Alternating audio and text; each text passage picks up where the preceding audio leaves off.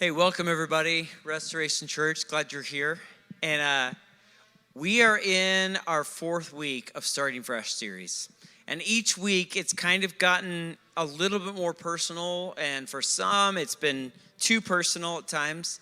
And we're just going to keep going with that. There's a saying that gets really popular, and it's this.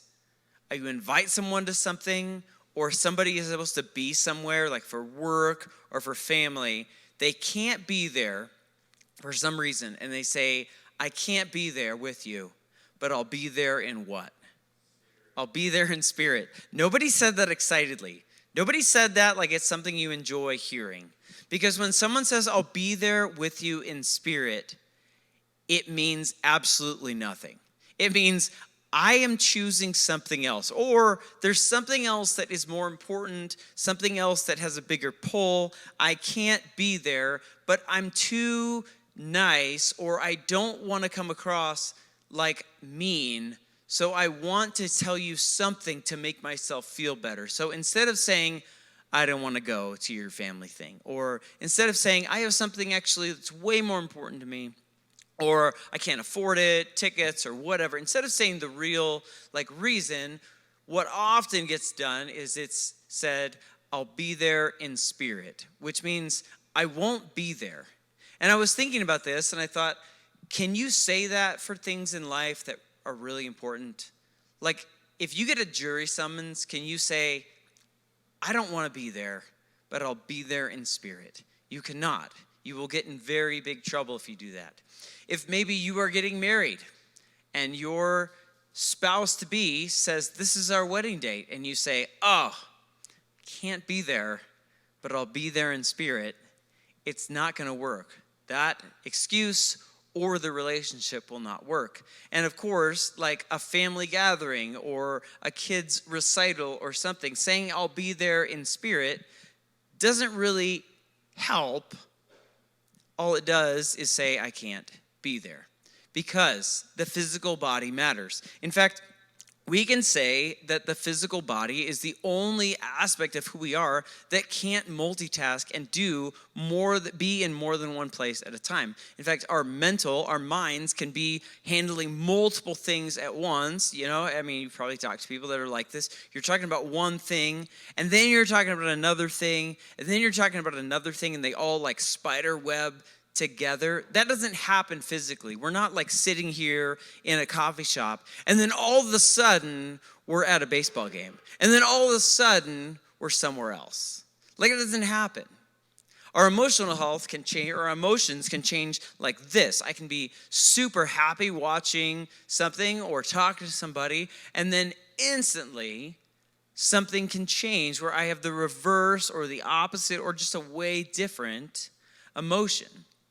But when it comes to our physical lives, when it comes to our physical health, that doesn't change very fast. In fact, most changes that we try to make to our physical health takes a long time. I was sick recently, actually last Monday. We went to an event downtown Denver, and when we came back, I was feeling fine, but then I woke up in the morning and my body was like a little achy. I was kind of making breakfast for the kids. I didn't have a cold, so it wasn't like gross, but I could just tell my body wasn't quite there. And so I had to take it easy. And in my mind, I'm thinking, I don't want to be sick all week. I need this to get better right now. So we do all the stuff. We drink the water, we rest, we take the legal drugs and all kinds of stuff like that. However, you can't really rush when a body is getting better. Emotions can change fast. We can change our mind really fast. But changing the body, whether it's sickness, whether it's gaining muscle, losing weight, or gaining weight, takes time. And that's why this is kind of like a topic that like everybody already has an opinion on. So here's what I'm going to tell you. I'm not talking today about like 10 biblical steps to like lose weight, how to get in shape God's way, or some sort of thing. I mean, if you Google this, it's a dark place. If you know anything about the Bible, one thing you know is that people are always trying to use it for their own gain. Like if you look up Bible workouts, the saddest thing in the world is that there will be more than one place that someone will have that. There was one that I thought was the funniest. It was called the Joshua workout. If you are a Bible brat, like maybe you know this, like you can figure it out. But they said, if you really want to lose weight God's way, you can do the Joshua workout, where you're going to walk around your block every day for 7 days. And then on the 7th day, you walk around 7 times. And they don't say, and your weight falls off or something like that. They just said, and that's it.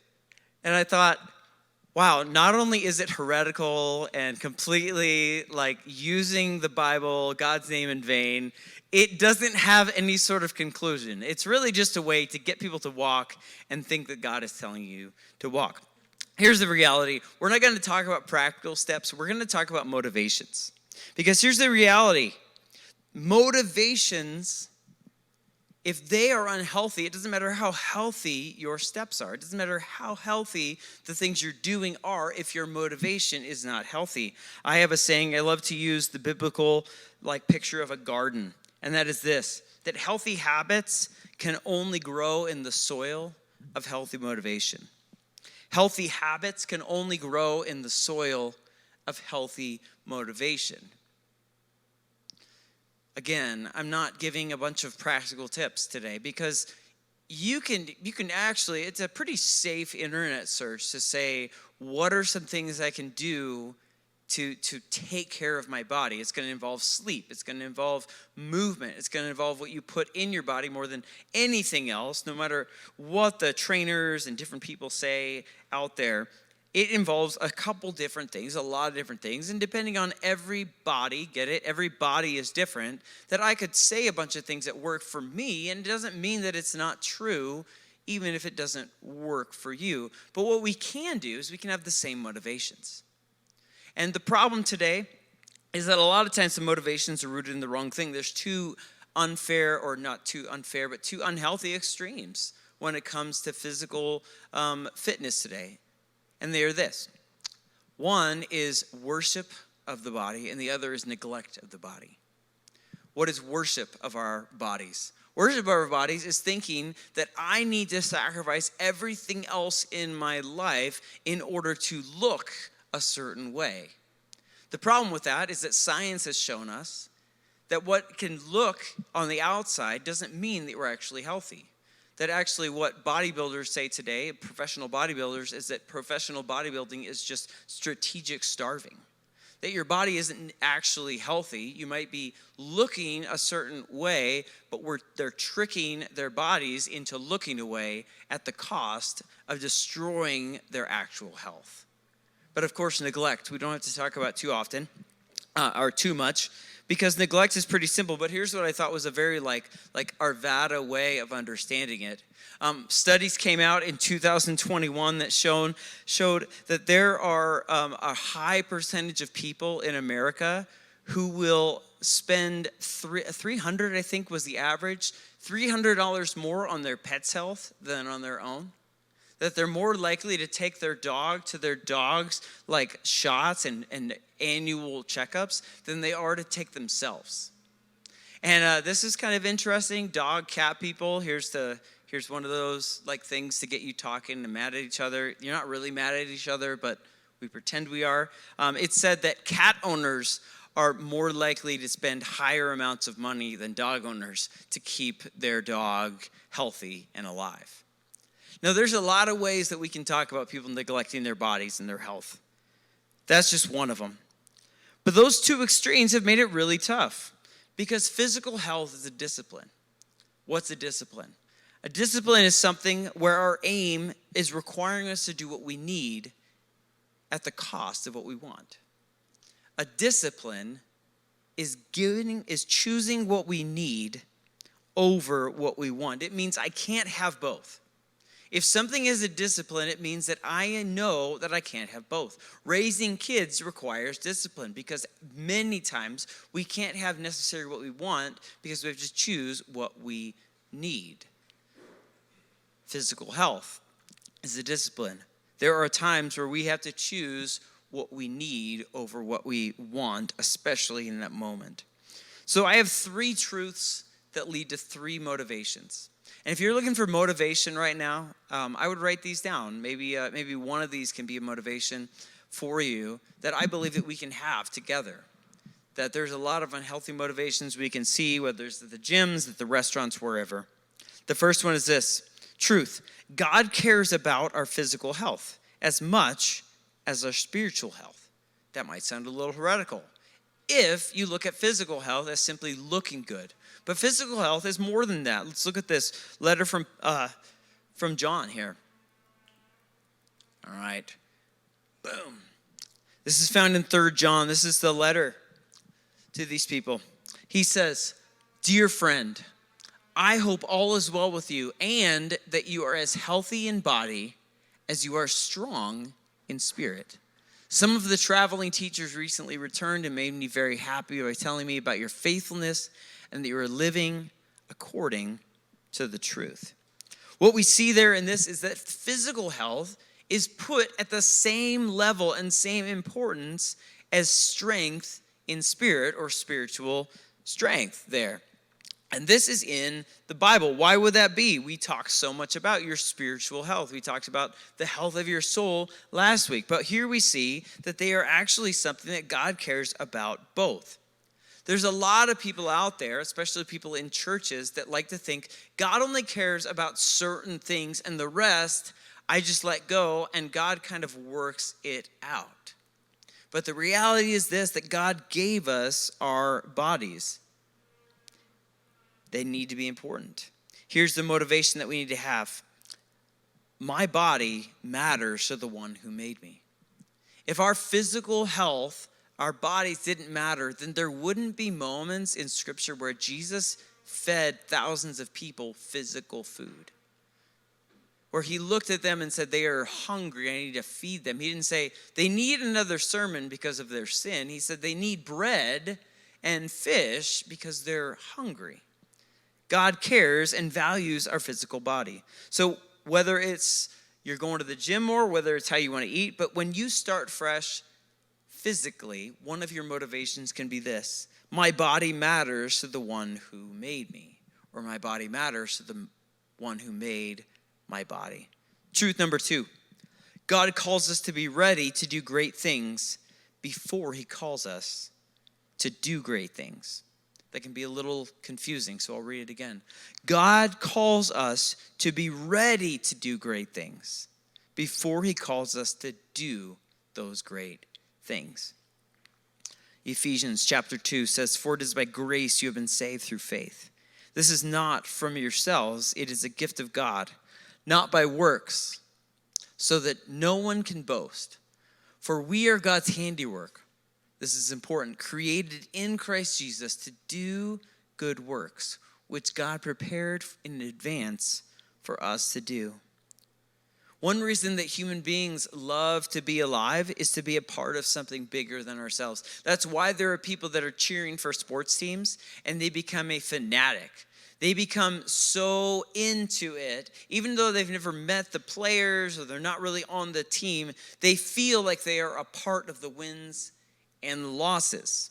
That's why people love to be part of clubs. That's why you never see one person riding a motorcycle by themselves. They love to do this as a group. You're part of something bigger. That's why the church is such a powerful thing, because it's not just one person trying to live the Jesus way. It's multiple people stumbling forward together. Even if it means supporting someone who's pursuing a great purpose or a mission, you have people that we love to be a part of something bigger. Truth is that God created each of us for something important. And you might say, like if you've been watching a lot of Marvel movies, you might say, oh, I would love it if the big thing God has for me is that I'm going to, have superpowers and I'm going to save the earth from aliens from another time, that's kind of the big things, but actually what our world needs more is parents that will pick up that responsibility and see that as something God created us to do and do well. That God is calling more people to be great coworkers and great bosses. that how wonderful would it be if the name of Jesus and the way of Jesus was seen and was evident in our workplaces. It would be a wonderful place to work and probably would attract more people to want to be there. But oftentimes we don't see our work, we don't see even parenting at times, or relationships as a great work that God prepared for us to do. And so we coast, or we rest, or we count the days and the moments until the clock hits 5 o'clock, or until we have vacation. And not that every day, if you're a real Christian, it doesn't mean every day is going to be this great thing. But what if the motivation, or one of the motivations for starting fresh physically, was I want to be prepared for the great things that God has called me to do wherever I go. Because let's be honest, there's times where whether it's sickness or whether it's just inability to move or do certain things, we're not able to do the things God calls us to do.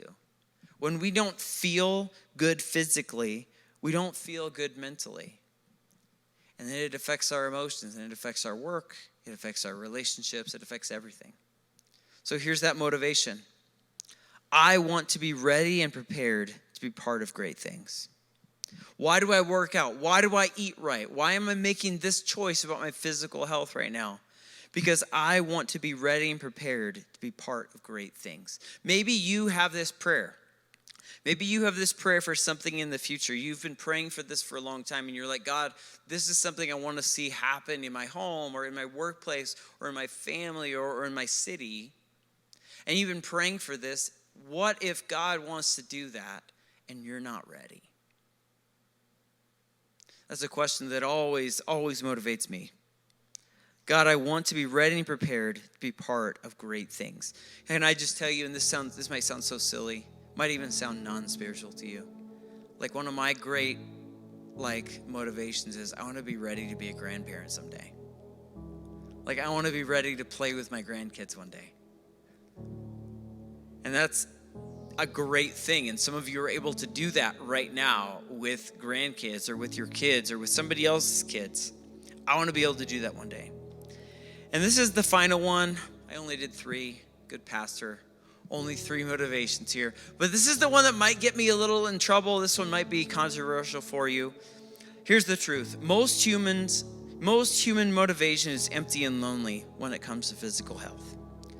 Most human motivation is empty and lonely when it comes to physical health. The toughest things for me to do in life are the road that is alone.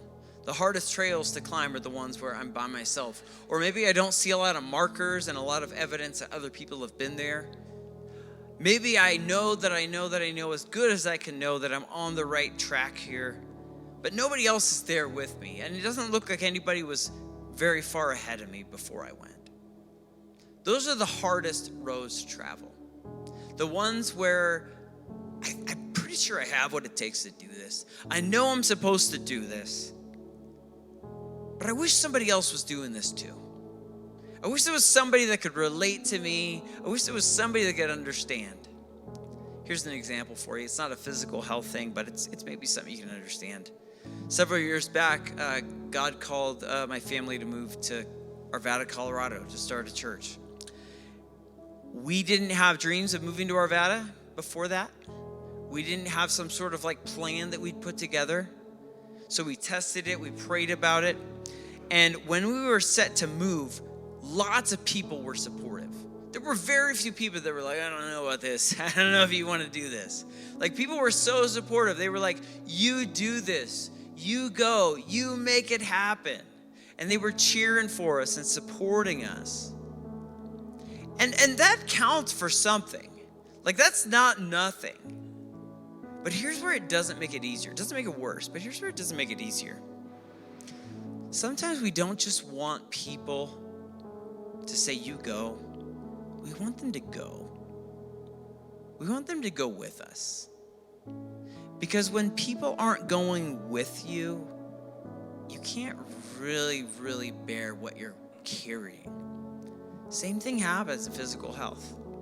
I'm going to give up eating this sort of food. I'm going to do this more. I'm going to do this less. People are going to cheer for you. They're going to say, yes, you go, you make those decisions. But when it comes down to it, the thing that I'm choosing not to do, they're probably still going to do. And that makes it really lonely. And you might say, where's the God part of this? Where's the part of this that makes this like not just like a self-help thing? Well, here's that motivation. God is often calling me where others may not be going yet. God is often going to call you places where other people are not going yet, and it's going to be horrible feeling. It's going to feel like, why can't you just send one more person to do this? Or why does it have to be me? And those are the moments where we recognize, whether it's physical health, whether it's moving across the country, whether it's moving across the county, or whether it's moving across the room, that when God calls us, if we have built a dependence of other people, that might not be enough. That as we seek to start fresh physically or in any other way,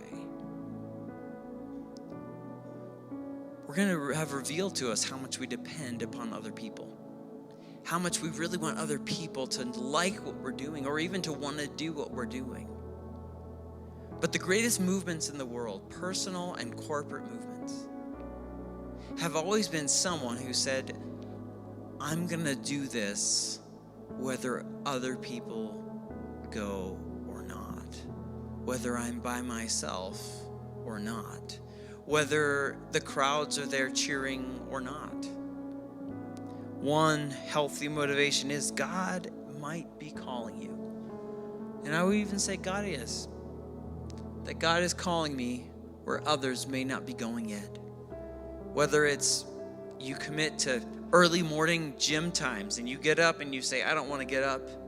And your motivation isn't, well, I want to look better. My motivation isn't, I want to be able to fight or I want to be able to do this. Motivation might just be, God is calling me where others may not be going yet.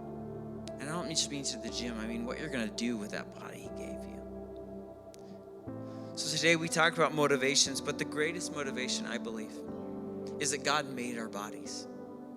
That God gave us our bodies, and stewarding these bodies matters. Next week, we're going to talk about finances, and that's stewardship as well. But again, it's not going to be practical tips as much as it is. What should motivate us in the way that we steward what God gave us? Would you guys pray with me? Thank God for our bodies. God, we all look, feel, and we're given maybe different circumstances. But we